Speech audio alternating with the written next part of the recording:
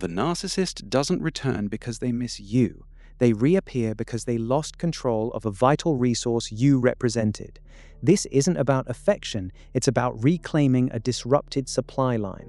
They track the emptiness your absence creates in their world, not the void they left in yours.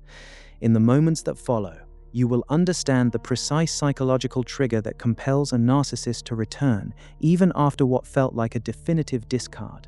We will peel back the layers of deception to reveal the subtle manipulation techniques they employ, from feigned apologies and carefully crafted narratives to rekindling old hopes and exploiting your deepest vulnerabilities, all designed with one insidious goal: to re-establish absolute control over you. Understanding this deeply unsettling cycle is your only true defense against falling back into their destructive web and ensuring your liberation is permanent. Hoovering, a term coined from the famous vacuum cleaner brand, isn't a random act of regret or a sudden surge of nostalgia. It's a calculated, almost instinctual response to a perceived imbalance in their narcissistic supply. Think of a narcissist's world as a complex ecosystem where various sources provide them with the validation, attention, adoration, or even the drama and fear they require to maintain their fragile ego. This is their narcissistic supply. When a primary source, like you, is discarded, it's often because they've found a new, more potent supply, or perhaps you've begun to challenge their narrative, threatening their carefully constructed facade. But what happens when that new supply falters? What if the novelty wears off, or the new person sees through their charade? What if you begin to heal, to thrive, to truly move on, making them irrelevant? That, precisely, is the moment the hoovering mechanism activates. The narcissist experiences a profound deficit. This isn't a deficit of love, but a deficit of control, validation, and a sense of power. It's a desperate reassertion of dominance disguised as reconciliation. They aren't seeking to reconnect with your soul. They are seeking to plug a hole in their own fractured self, and you are merely the most convenient, most proven, and often the most resilient plug available. As Dr. Craig Malkin's extensive work on rethinking narcissism often illuminates, the grandiose behaviors of a narcissist are frequently underpinned by an excruciatingly fragile self-esteem. This vulnerability makes any perceived loss of control a profound, unbearable threat that instinctively triggers reactive maneuvers designed to restore their equilibrium, and hoovering stands as a prime example of such a mechanism. The critical revelation here, the secret they will never tell you, is that the key driving their return isn't genuine care or missed affection, it's a deep-seated dependency, their dependency on you as a resource, insidiously masked as your lingering dependency on them. This mechanism, once understood, starts to appear in countless everyday scenarios, often operating completely undetected by the person being drawn back in. Consider the insidious nature of the feigned apology. You might receive a message, out of the blue, laden with remorse. "I've changed," they might type. "I've been doing a lot of self-reflection, and I miss what we had." On the surface, it sounds like growth, like a breakthrough. But look closer. Does the apology genuinely acknowledge their specific past abuses? Does it take accountability for the pain they inflicted? Or does it focus on their suffering, their growth, their newfound understanding of themselves? The narcissistic apology is often a beautifully constructed mirror, reflecting back your own desire for resolution, while absolving them of true responsibility. It's a key tactic in the hoovering playbook, designed to lower your guard. Or perhaps it's a return to the powerful, intoxicating initial phase, the love-bombing recurrence. Suddenly, they're reminiscing about shared dreams, recalling intimate moments, or even future-faking with even grander promises than before. "Remember our plans for that cabin by the lake?" they might ask, invoking a powerful shared vision that never materialized.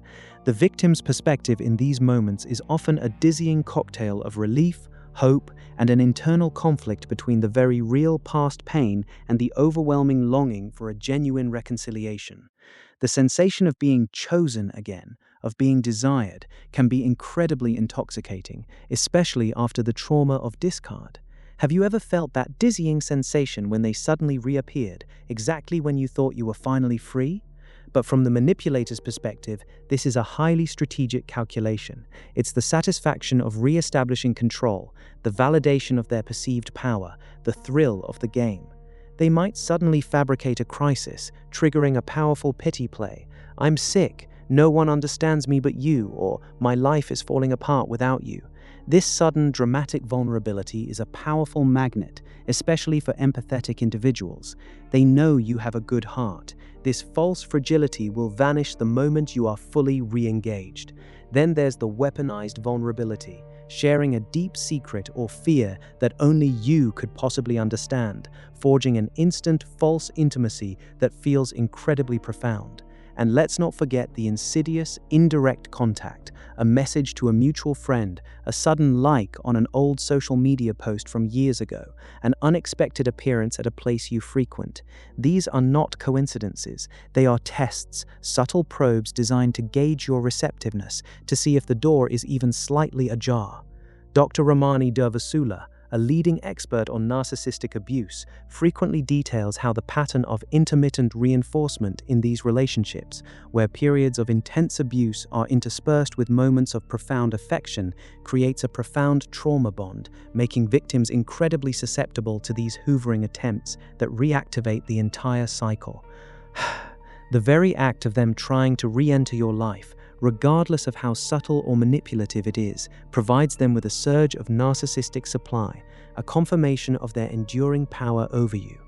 This isn't just about stopping them, it's about reclaiming your own psychological space. Protecting yourself from this insidious tactic requires a multi-pronged, unyielding approach. The first, and arguably the most crucial defense, is the no-contact imperative.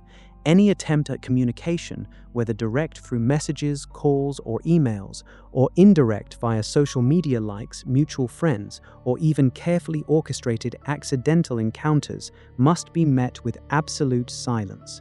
Your response should be a complete blockage across all platforms. No engagement, no checking their profiles, no seeking updates. The mindset here is critical. Acknowledge the intense emotional pull you might feel, the curiosity, the lingering hope, but immediately reframe it as a manipulation, not a genuine connection. Their attempt is a calculated test, and your unwavering silence determines their inability to re-establish control. Every engagement, no matter how small, is a victory for them and a breach in your defenses. The second vital strategy is to deconstruct their narrative. When a hoovering attempt comes, it will inevitably arrive wrapped in a story. Listen critically to their apologies or explanations. Do they truly center on their specific harmful actions, or do they subtly shift blame, focus on their suffering, or lament what they went through?